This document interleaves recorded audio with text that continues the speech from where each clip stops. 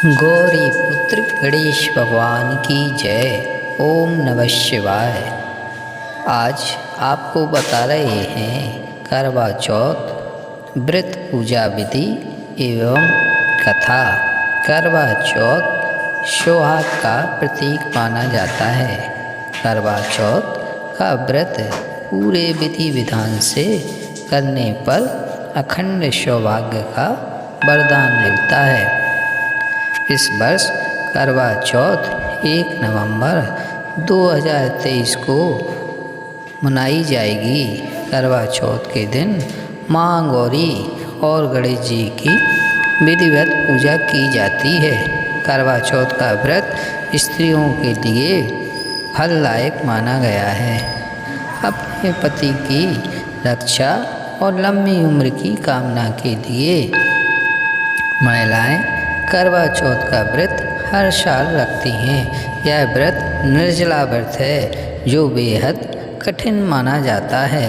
करवा चौथ के व्रत की शुरुआत सरगी से होती है और इसका पारण चंद्र दर्शन के बाद ही किया जाता है। करवा चौथ पर चंद्रमा की पूजा का विशेष महत्व है।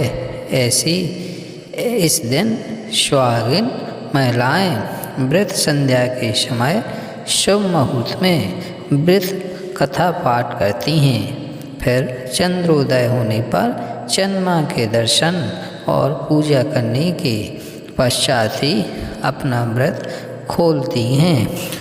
सुबह ब्रह्म मुहूर्त में उठकर और स्नान आदि कर सूर्योदय से पहले सरगी का सेवन करें। देवी देवताओं को प्रणाम कर व्रत रखने का संकल्प लें। करवा चौथ में विशेष तौर पर संध्या पूजन की जाती है। शाम से पहले ही गेरू से पूजा स्थान पर फलक बना लें। फिर चावल के आटे से फलक पर करवा का चित्र बनाएं।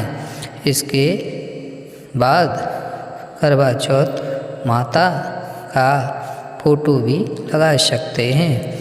संध्या के समय शुभ मुहूर्त में फलक के स्थान पर लकड़ी का आसन स्थापित करें। अब चौक पर भगवान शिव और माँ पार्वती के गोद में बैठे प्रभु गणेश के चित्र की स्थापना करें।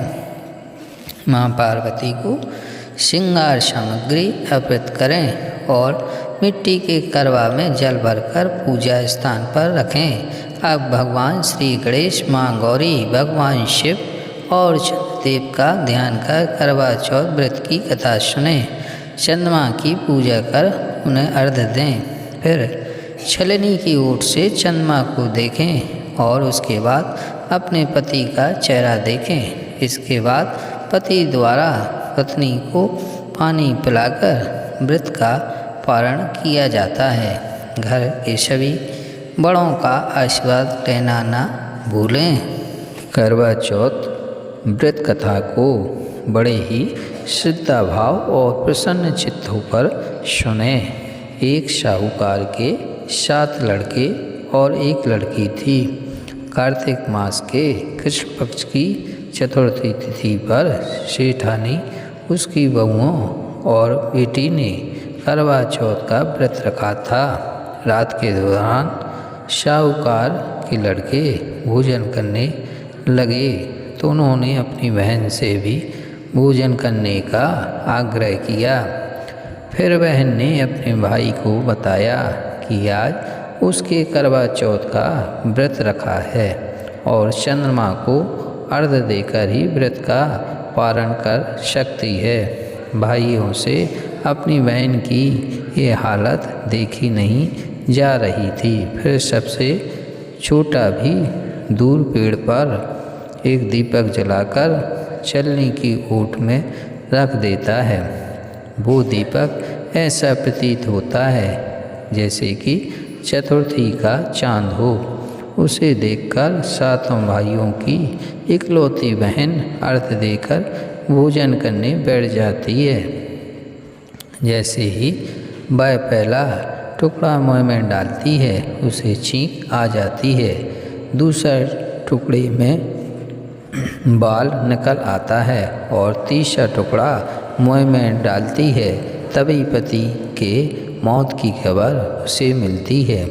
वह बेहद दुखी हो जाती है। तब उसकी भाभी सच्चाई बताती है कि उसके साथ ऐसा क्यों हुआ।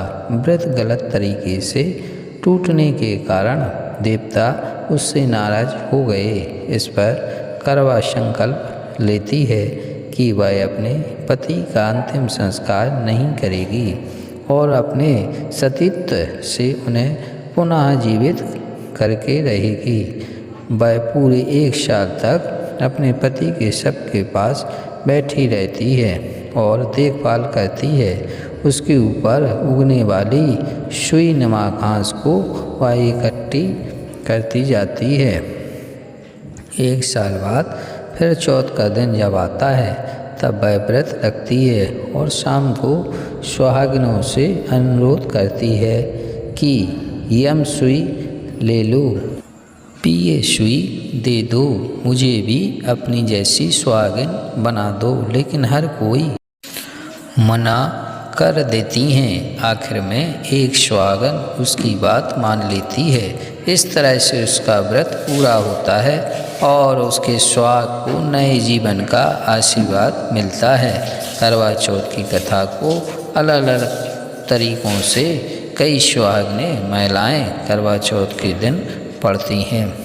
ऐसी मान्यता है कि करवा चौथ का व्रत पार्वती माता ने भगवान शिव के लिए और द्रौपदी ने पांडवों के लिए कृष्ण पक्ष की चतुर्थी तिथि पर रखा था। करवा चौथ व्रत को विधि पूर्वक संपन्न करने से महिलाओं को अखंड सौभाग्यवती रहने का वरदान प्राप्त होता है। करवा माता उनके सुहाग की सदैव रक्षा कर अपना आशीर्वाद देती हैं।